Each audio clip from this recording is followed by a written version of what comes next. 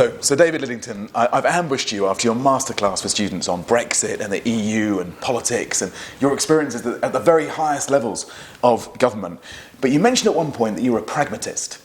And for the purposes of our little series on survival skills in the 21st century, I want to try and dig into that a bit more. What for you is pragmatism? It's about focusing on outcomes, I think. You need in politics and other walks of life people who are full of great ideals, who will paint the big picture, the sunlit uplands for the future. But you also then need people who turn that into something that is deliverable. And that means in a democracy, in a free society, doing so in a way that builds coalitions, because it's really difficult to get something through and have it sustained over years without a measure of consensus amongst people. You have to persuade people. And my starting point, Tom, is always listening. Listening is probably more important than speaking to people if you're a pragmatist.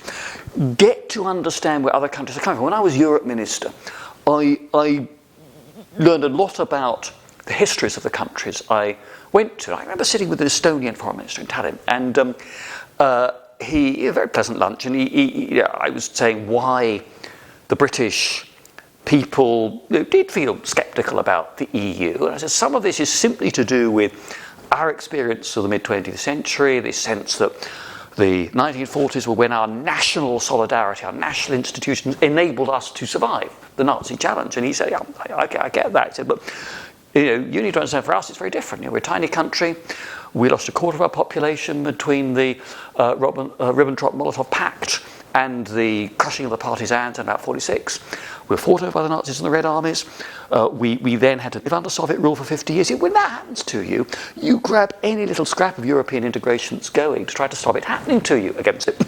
You want to achieve things, you need to understand where the other guy or girl is coming from. And then sometimes you have to interpret. When I was Theresa May's deputy, I used to chair a lot of cabinet committees. And anybody who looks at the history of the May government will know sometimes a fairly fraught time. No majority, and sometimes not a majority in the cabinet for what the Prime Minister wanted to do. And you had then to think, right, to what extent is the failure to agree down to a misunderstanding of each other's position? And you could actually narrow the gap quite a lot by just explaining something to people or giving them space to vent. I found that working with the devolved governments, actually part of this was less about agreement on every substance of policy, but about demonstrating respect for them, for the fact that the Scottish and Welsh governments had statutory powers that were not those at Westminster, that they had the right to be treated with respect by Westminster ministers and government departments. So interpretation, and then it's trying to look for the opportunities for a compromise that will give you an outcome closest as you can get to what you are wanting to achieve. And you sometimes just got to be very careful, again, listening, getting right. What are the signals? What use of language? Suddenly your opposite number say, well, might be possible to look at this paragraph here. Or I don't think we could accept that this in this quarter. And you say, so you're saying possibly we could achieve it a little bit later on. And it's looking for ways in which to bridge differences there. And so clearly you were a pragmatist in a time of great zeal, in a period when everyone was certain of their position and was just shouting it from the hilltops. Is pragmatism in retreat? I think at the moment pragmatism is under pressure. Not the first time that's happened. And probably, if I think back to when I was young, when I was an undergraduate myself, this was when the Thatcherite tide was nearing its peak in the late 70s, early 1980s.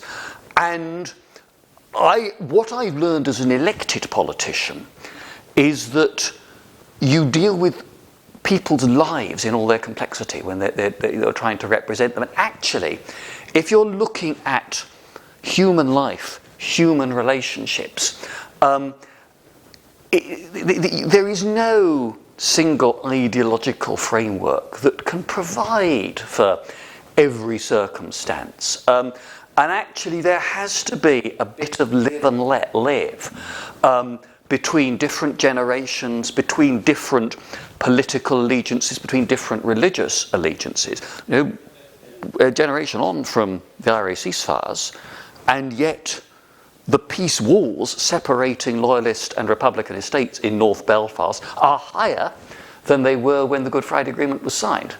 And you can't wear a Celtic or a Rangers football shirt in the wrong bit of Belfast and expect to go unscathed.